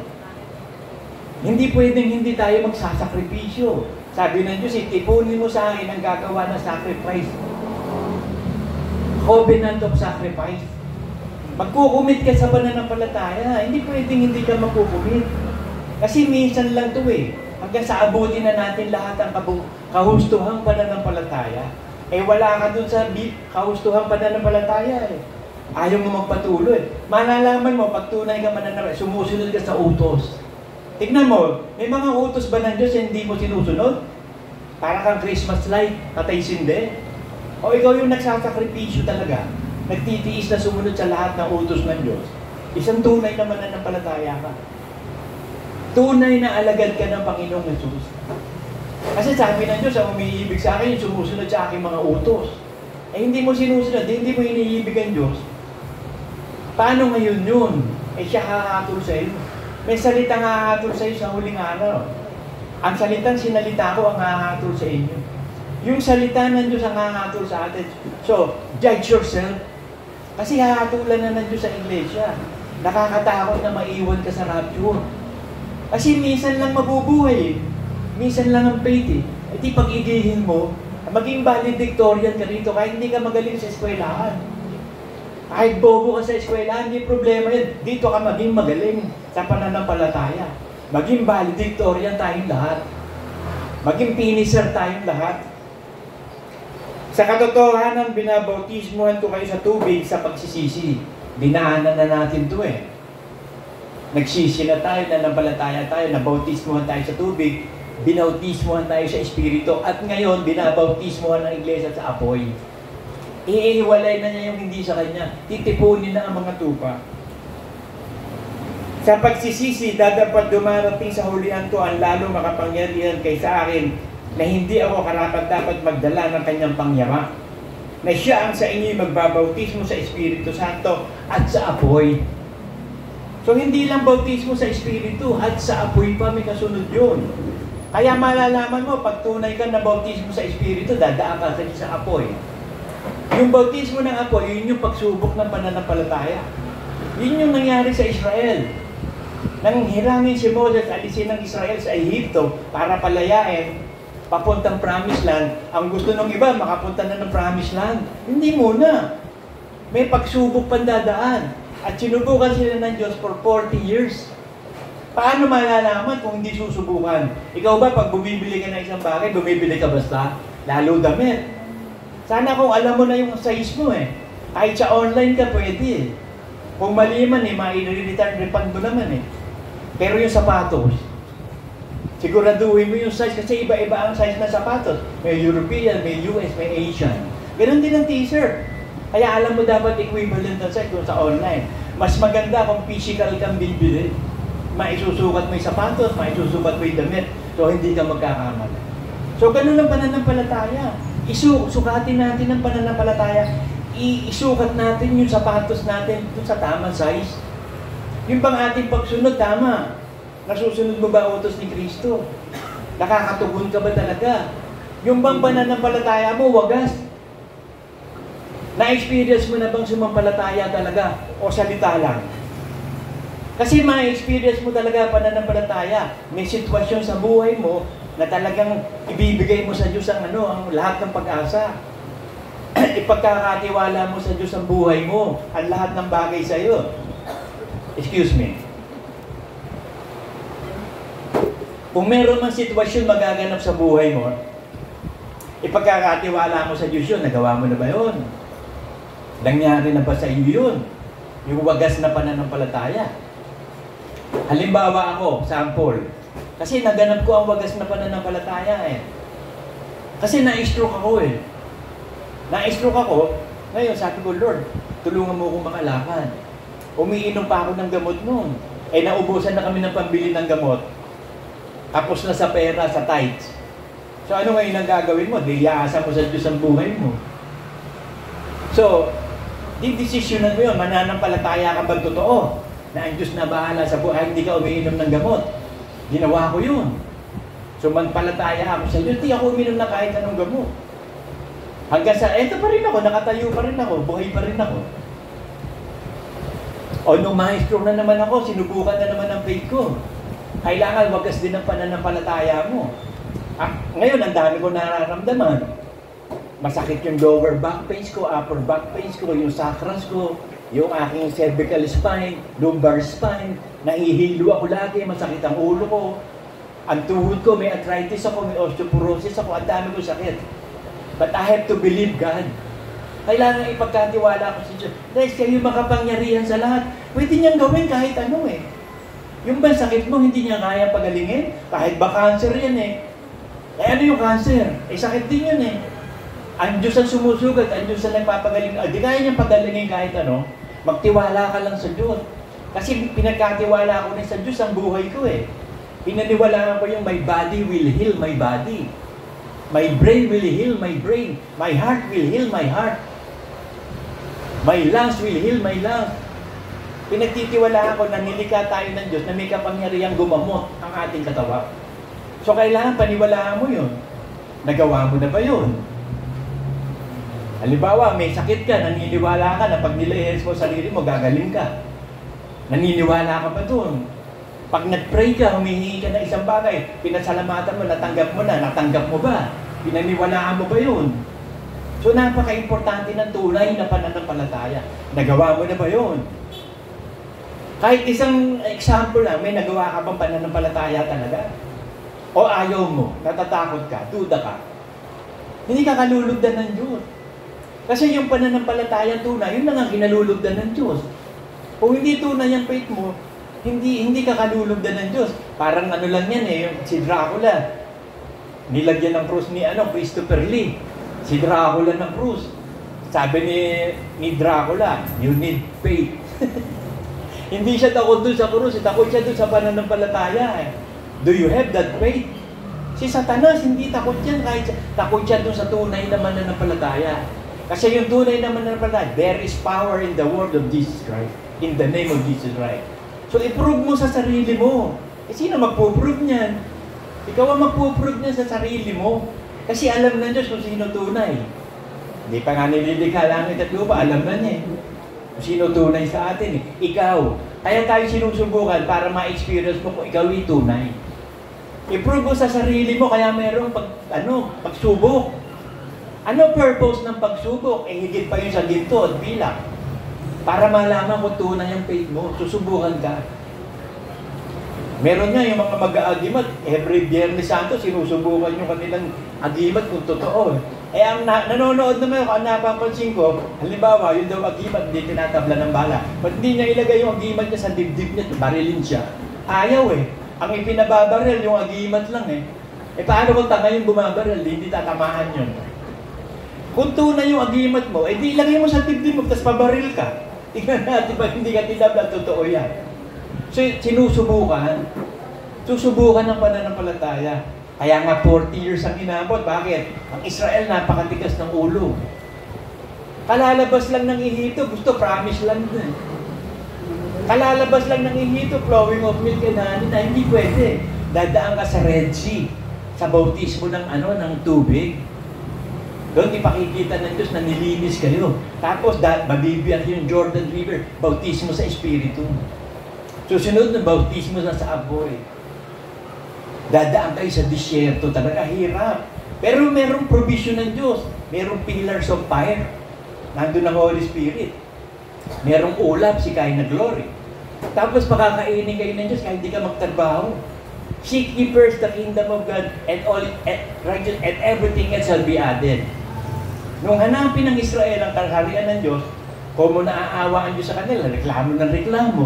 Wala daw makakain. Hindi nagpaulan ng mana galing sa langit. Reklamo lang naman, wala daw tubig. Di binigyan ng tubig sa pamamagitan ni Moses. Sabi ng Diyos, kausapin mo yung bato. At ang batong sumusunod sa kanila ay si Jesus Christ. Sabi sa 10:4 ng 1 Corinthians. Pag kinausap ni Moses yung bato, naglalabas ng tubig, sagana. Sobra-sobrang tubig, hindi lang inumin, pampaligo pa nila. Tapos kada umaga, magpo-collect lang sila ng pagkain. Sabi ng mga scholar, ang lasa daw nung mana, para daw pahinis na flour, na manamis, na napakasarap, parang mga tinapay ng Goldilocks. Yung mga specialty na tinapay, ang sarap daw nun. Ganun daw ang lasa nun. Yung tubig nila, sariwa yun, higit pa sa mineral water yan. Galing sa bato yun Napakalinis yun. Yun ang tubig ng salita ng buhay. So sinuplayan sila ng Diyos, pero lumabas? Nagreklamo. Ayaw ng mana, gusto pugo, gusto karne. Di sa tigas ng ulo, gusto nyo pala karne, sige, bigyan ko kayong karne. May sumpa yun. Di nagkasakit sila, nagkanda-suka-suka. Tapos dahil hindi sila sumusunod sa Diyos, nakakagat sila ng ulupong. Nagbigay na naman ng provision ng Diyos. Para gumaling yung kagat ng ulupong, naglagay ng Houston. Yung brazen serpent. Na sabi ng Diyos, Kapag may nakagat ng ulupong siya, titingin lang kayo doon sa brazen serpent. Gagaling na yun na ninyo, kagat ng ulupong. Yun si Jesus Christ. Titingalain ng mananampalataya, gagaling ka. Pero kita mo, inabot pa rin sila ng 40 years. Yung iba, tumalikod na, bumalik ng Egypt. Yung iba, kinain ng lupa. Yung iba, ang daming nangyari, nangamatay. Second generation na pumasok, si Joshua, at lahat ng second generation. Yung first generation, hindi nakapasok yun. Balik tayo dito sa may gagawin ng Diyos na paghihiwalay sa iglesia. Nasa kanyang kamay ang kanyang kalaykay at lilinisin niyang lubos ang kanyang diikan at titipunin niya ang kanyang trigo sa bangan. Dadapat ang dayami susunugin sa apoy na hindi mapapatay. So kailangan dumaan sa bautismo ng apoy para tipunin ang mga trigo. Dadalhin na sa sa lagayan ng ano ba tawag doon? Ano tawag doon? Storehouse. O yung parang gano'n, parang storehouse na lagayan ng mga trigo. Bangan yata ang tawag doon. Bangan ba tawag doon sa Tagalog? Malalim bangan. Pero yung mga hindi trigo, susunugin yun sa apoy. So ang gagawin ng Diyos yan, dadaan sa bautismo ng apoy. Kasi kailangan subukan, sabi sa Deuteronomy 8:2.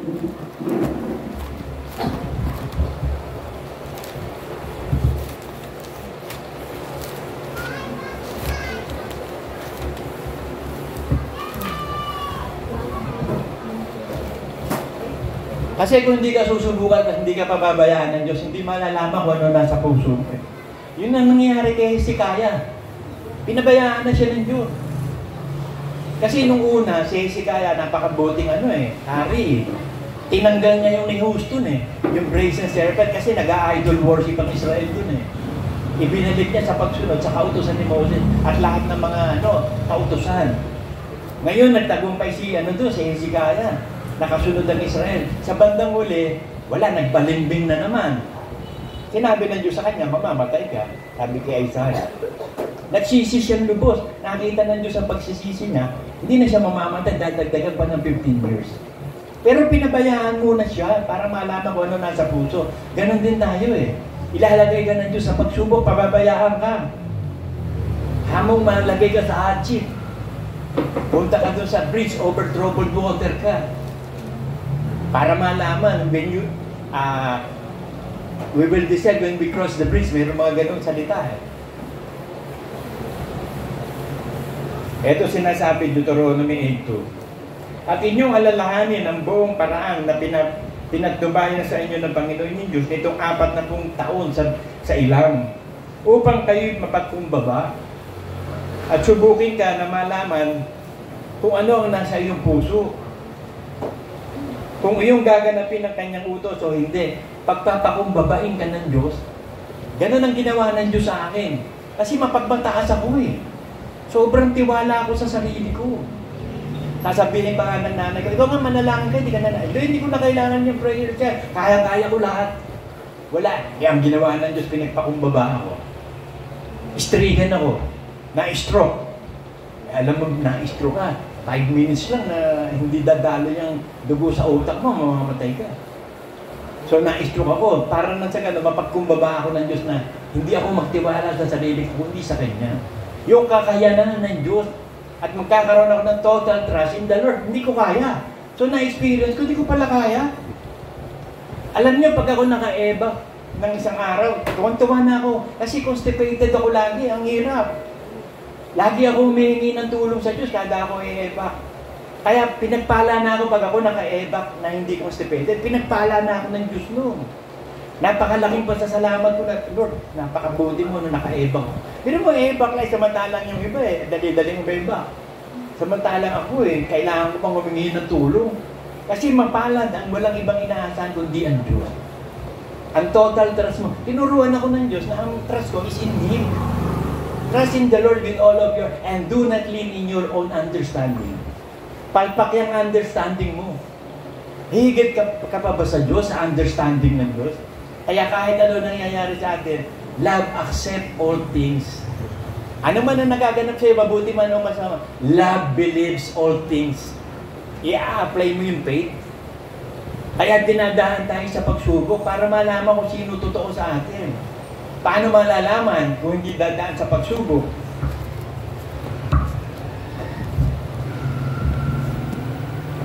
Ito sabi ng Diyos, 1 Peter 1:6-7, na ito ang inyong totoong ikinagagalak. Bagamat ngayon sa sandaling panahon, kung kailangan pinalumbay kayo sa muling pagsubok, upang ang pagsubok sa inyong pananampalataya na lalong mahalaga kaysa ginto na nasisira, bagaman ito'y sinusubok sa pamamagitan ng apoy, ay masumpungan sa ikapupulit, kaluluwahati at karangalan sa paghahayag ni Jesucristo. Alam nyo, ang madalas gamitin ng Diyos para sa pagsubok, sakit. Sakit. Hahayaan kang magka-cancer. Titingnan ng Diyos, nagtitiwala ka ba sa akin na kaya kitang buhayin kahit may cancer ka? Nagtitiwala ka ba sa akin na ako ang pumapatay, ako bumubuhay? Ngayon yung iba, nawawalan ng pananampalataya. Hindi nakakakilos ang Diyos. Ikaw ba nagtitiwala ka na kung gusto mong bigyan ka ng anak, magkakaanak ka? Naniniwala ka ba? Oo. Bibigay ng Diyos sa'yo. Naniniwala ka pala eh. Tingnan niyo yung inaagasan. Di ba sabi niya, mahipo ko lang. Ang laylayan, gagaling ako. Nandun yung faith niya eh. Kita mo, nahipo niya, naramdaman ni wait, sino sa inyo humipo sa akin? Kasi naramdaman niya yung power, nakuha ng babae. O yung mumo, yung kumakain sa table ng mumo ng babae. Nandun ang faith niya. Kaya sabi nung kahit nga ho mga aso, kumakain sa nahuhulog ng mumo ng anak eh. O, kilala niyo ba yung Syrian general, si Naaman? Meron yung leprosy. Tsaka gustuhan niyang gumaling, meron siyang alila. Israelite, sabi ng Israel, meron po sa amin ang isang propeta na ba't hindi niyo subukan pumunta para mapagaling sa inyo yung ketong niyo? Di pumunta si Naaman, kasama yung dami-dami niyang soldiers. Di tinatawag na si Elisha para lumabas. Ang message ni Elisha sa kanya, maliligo ka sa Jordan River 7 times. 7 beses ka magliligo doon at gagaling yan ang ketong mo. Ang sabi ni Naaman, bakit ako papaliguan doon sa ang dami magagandang dagat dyan? Bakit sa Jordan River? Sagot ng mga mananampalatayang Israelites na katulong. Ba't hindi nyo sundin yung utos? Propeta ng Diyos yun. Ba't hindi nyo sundin yung instruction? Malay nyo, pagaligin kayo. Sabi niya na, di ginawa niya, sinubukan niya nga. Sinubukan niya kung totoo yung sabi ng propeta. Naligo siya 7 times doon sa Diyos. Sa ikapitong paligo niya, nawala ketong niya. Sabi niya, luwalhatiin ng Diyos. Tunay ang Diyos ng Israel. Yung si Nebuchadnezzar, ang tindi ng faith ng tatlo doon. Si Abednego, si Shamrock, si Shadrach. Pero mo hindi sila nag-worship doon sa idols. May dekreto, pag hindi ka nag-worship, papatayin ka. Payag sila kahit patayin, wag lang yung faith na masira ang faith. Tayo, konting may sakit lang, sira na faith. May sakit yung asawa mo, wala ka ng faith. May sakit ka, wala ka ng faith.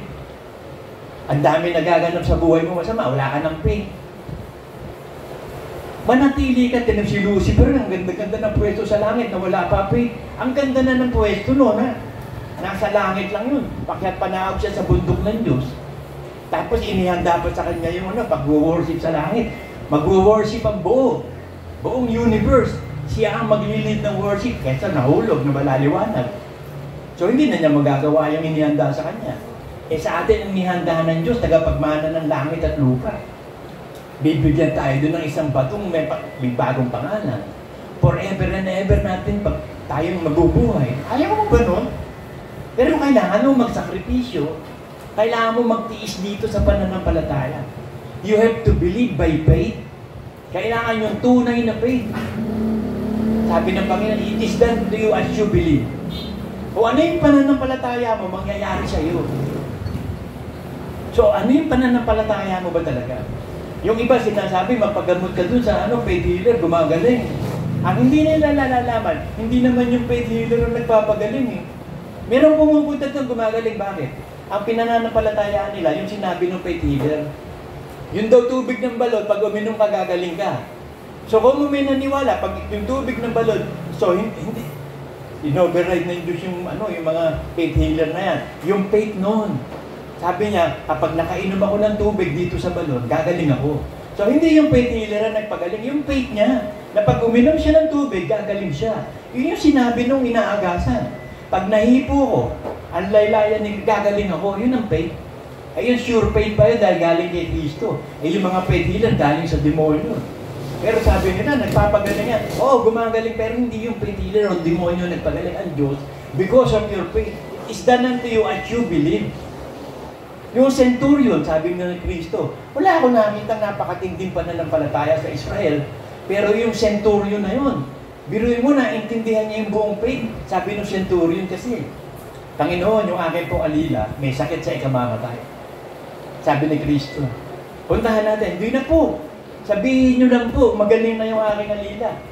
Sabi ni Kristo, ang tindi nito.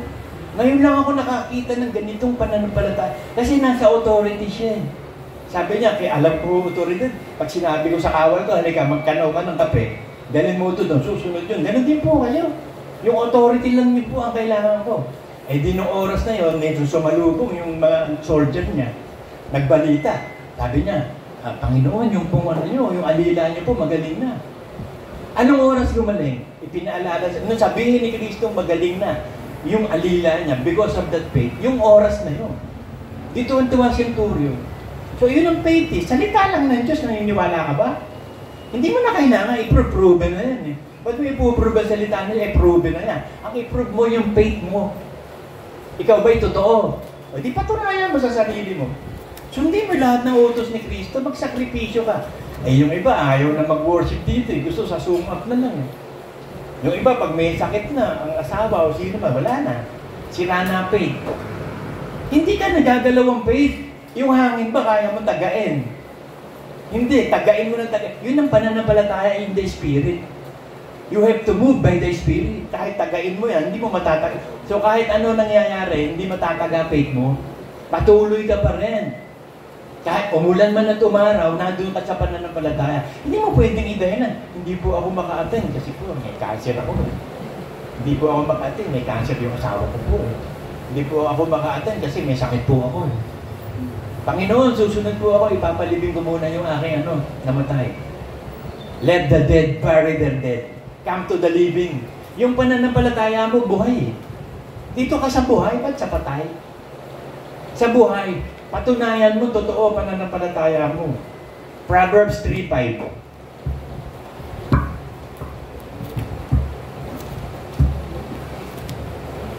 Tumiwala ka sa Panginoon mo ng buong puso mo. Huwag kang manalig sa inyong sariling kaunawaan. Kilalanin mo siya sa lahat ng iyong lakad at kanyang ituturo ang iyong mga landas. Sigurado ang Diyos doon. Pag meron kang gusto mangyari sa buhay mo, huwag kang mag-isip kung ito imposible o hindi imposible.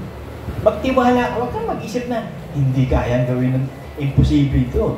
Kaya nga numatawa si Sarah sa anghel, di ba? Sabi ng anghel sa kanya, bakit? Di ba pwedeng gawin ng Diyos sa imposible? Matanda na po ako, hindi na ako magkakaanak eh. Bakit? Hindi ba kayang gawin ng Diyos? Siya nga ang gumawa ng ovaryo eh. Yung bang bata hindi niya kayang gawin? Kung ang Diyos na walang ovaryo ng anak eh. Di ba ipinahanap na si Kristo, walang mga ovaryo? Oh. Yung pang may ovaryo, inaayos ng Diyos yun, si Sarah.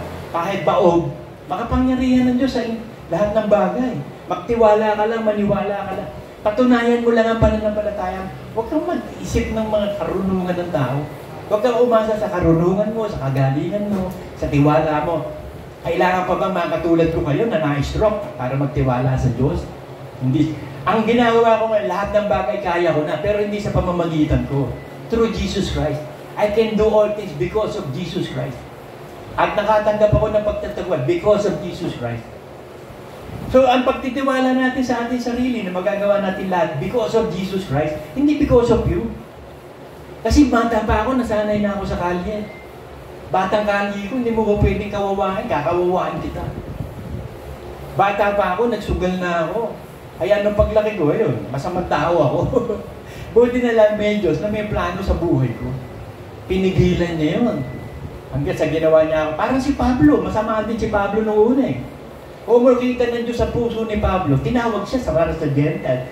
Ginawa siyang apostles to the Gentile. Hindi ba nung papunta siya ng Damascus, sabi ng Panginoon sa kanya, Pablo, Pablo, ba't mo ko inuusig?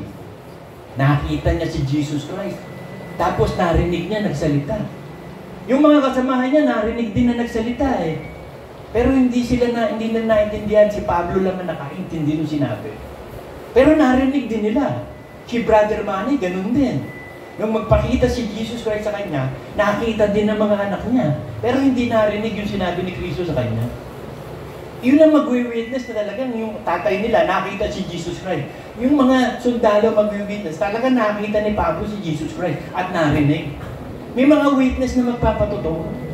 Kaya sabi ng Diyos, tayo ang witness to Judea, to Samaria, and to all the uttermost part of the earth. Pero yung faith mo, napaka-importante ng pananampalataya mo. Proverbs, Psalm 37, 4-6.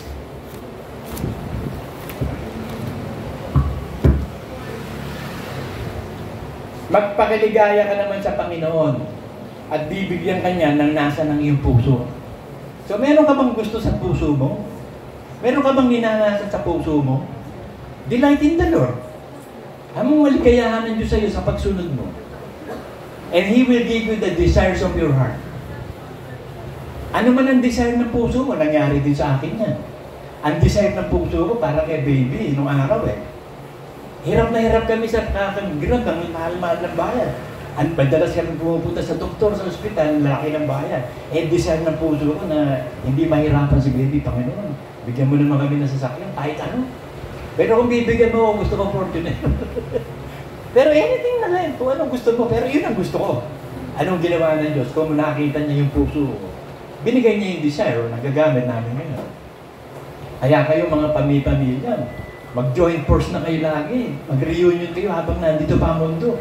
Kasi aalisin na rin itong mundo to eh. Habang nandito kayo, mag-enjoy kayo dito sa buhay. Part na yan binigay ng Diyos sa ating enjoyment of life. Binigyan tayo ng Diyos ng parte dito sa bundong ito na mag-enjoy kayo sa buhay. Hindi lang tayo puro hirap o suffering. Pero sama-sama kayo ng family. Huwag unbeliever. Huwag barkada, pamilya.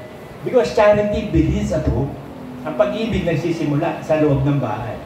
At ang hindi ka kakalinga sa kanyang sariling sambahayan, hindi tunay na mananampalataya. So habang may panahon pa, kasi hindi mo alam kung mamamatay na yung tatay mo, mamamatay yung nanay mo, mamamatay yung anak mo, sino nakakaalam? At sino nakakaalam na makakabuti sa isang tao kundi Diyos lang? So mabuhay tayo ngayon. Yung future, wag natin masyadong intindihin yun. Pag inintindi mo future doon, matatakot ka. Ang dami mo maiisip sa future, nakakatakot. Pag iintindihin mo na yung nakaraan, magsisisi ka naman. Sisisihin mo sa bakit ko ba nagawa yun? Mabuhay ka ngayon. Now faith. Ano ba gusto mo ngayon? Sabihin mo sa Panginoon, ano gusto mo ngayon? Lord, gusto pong mamasyal kami ng paglida mo sa Antipolo. Magsama-sama kami doon, magkumain, mag-swimming pool. Loobin mo po, bigyan mo kami ng pera. Tapos mag-enjoy kami. Granted. O makita mo, nagaganap na sa inyo. Anything. Lord, ako nga, buti dinidinig ng Diyos ang panalangin ko. Lord, si Bon, yung tonsillitis, pagalingin mo, Lord. Alisin mo yung nana. Si Bel Balsomo, Panginoon. Alisin mo yung cancer sa tiyan niya, pagaling niya. Si Pele, yung cancer of the breast, alisin mo. Si Santi, bumumbulukin yung paa. Pero judgment begins in the house of God eh. Maglilinis siya. Nasa kamay niya yung kalayka, ihiwala yung kambing sa tupa. Ihiwala yung trigo sa damo. So kailangan matagpuan ka trigo. Para hindi ka damong susunugin. Malalaman mo yan, men. Dahil ikaw ang magdidesisyon eh. Isasanctify mo ang sarili sa Diyos eh. Psalm 55. Ito gagawin mo.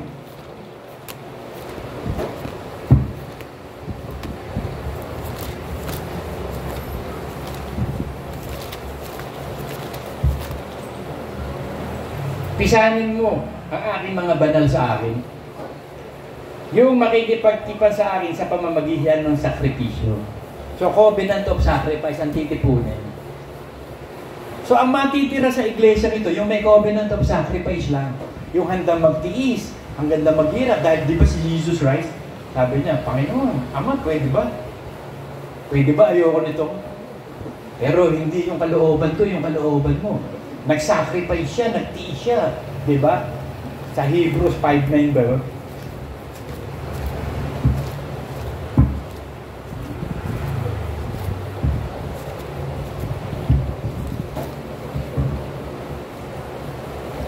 Hindi. 5:8 pala. Lumampas. Bagamat siya'y anak, gayon may natuto ng pagtalima sa pamamagitan ng bagay na kanyang tiniis. Natuto si Kristo sumunod dahil dumaan siya sa maraming pagtitiis. Kasi yung pagtitiis gagawa ng sakdal na gawa upang tayo walang kakulangan, sabi sa James. Paano ka magtitiis? Dadaan ka sa pagsubok. Mapalad yung dumadaan sa tukso at kapag siya'y nagtagumpay sa kanyang pagsubok, tatanggap siya ng putong ng buhay na galing sa Diyos. So napakabuti nung dumadaan ka sa kahirapan, dumadaan ka sa sakit, dumadaan ka sa maraming kapigatian, sinusubukan ka ng Diyos, parang lumutang ang pagkaginto. Kasi para siya manlalaba eh. Alam niyo naman na naglalaba noong araw. Yung mga old school na paglalaba. Kukuskusin ang kamay. Tapos papaluin pa ng palo-palo sa ibabaw ng bato para lumabas yung mga libag-libag. Yung mga sobrang ano. Ngayon ang washing machine, okay na. Bakit?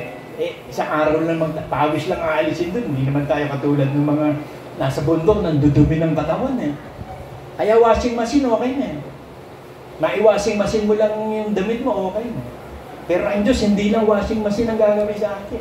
Lalaban ka mabuti, papuputiin ka. Para na sa ganun, makapag-alay ka ng isang matuwid na pag-aalay sa Diyos. Kasi hindi tatanggapin ng Diyos ang pag-aalay ng hindi banal. Paano ka babanalin kung hindi ka banal? So ang ginawa ng Diyos, tinawag tayong lahat binanal. Yung espiritu natin na masuwayin, pinalitan ng renewed spirit. Para ngayon, maibigay yung Holy Spirit makatira sa atin. At yung kaluluwa natin ngayon ang inaasikaso ng Diyos, pinababanal ng Diyos ang ating kaluluwa, espiritu at katawan. Para pagdating ng Panginoong Hesus, rapture tayo lahat. Mananatili lang tayo sa pananampalataya, mga kapatid. Amen.